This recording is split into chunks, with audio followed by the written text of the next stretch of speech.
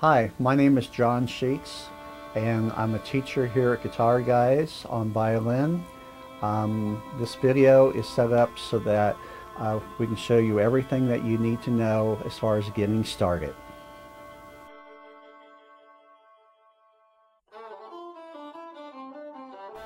This is the violin bow. And the violin bow, when you first pick up the bow out of your case, it's normally going to be in what they call the relaxed state, which means that the hair is very relaxed down close to where the shaft of the bow is. To get it ready to actually go play, what we do is we actually turn the bow clockwise, and in the center of the bow it actually raises up and it's now in the position ready to be played. Something that we need to make sure that we remember about the bow is in our hands we have natural oils in our hands, and you do not want to touch the hair on the bow. When this happens, if it gets oil on it, it will not make contact with the strings correctly. So one of the things that you want to make sure that you do when you're doing this is applying rosin to the bow, which the rosin is the compound that hooks onto the actual bow hair and allows it to make contact with the strings on the violin.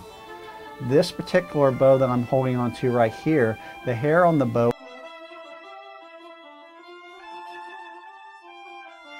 is actually horsehair. There's two types of material that they do use on this. Horsehair, which is the most popular and the more professional models have that. They do also make the hair on the violin out of nylon. Some of the different parts of the violin, starting from the top, these are called the violin pegs. The violin pegs are actually made out of a very hard type of wood called ebony, and the fingerboard on the actual violin is also made out of the same type of wood. This is the black wood is actually ebony. Strings are all made out of steel coming down to bridge. The pegs at the very top actually get the violin strings when you're first doing the tuning, gets it very close to where you want it to be, and then these pieces down at the very end are called fine tuners.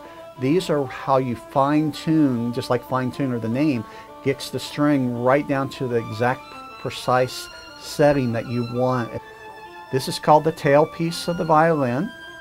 Tail piece is actually hooked onto the violin with something they call tail gut. And then this is the chin rest, and this, when you're holding onto the violin properly, the chin rest will actually, your chin will actually go right on the chin rest. The front of the violin is normally made out of spruce.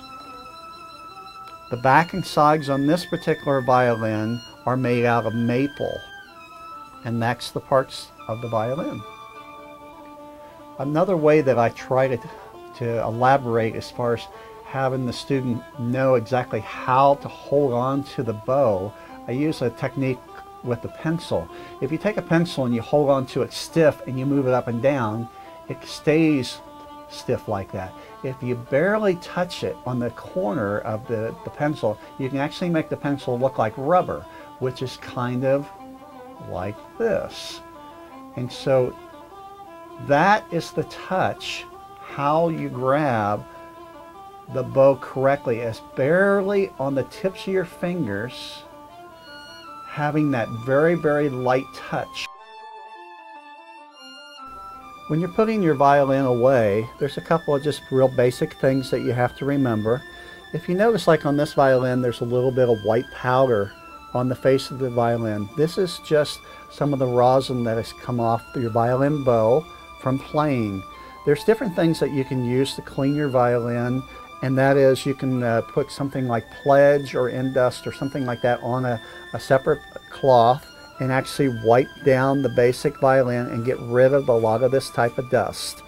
The violin, it's usually always safer when you're putting your violin away is to do the violin first, because it is the most fragile thing that you have. And then the next thing that you would do is your bow. And the bow, remember that we had tightened up the bow to make it ready to play. And when you're getting ready to take and put the bow away, you want to put it back into the relaxed state.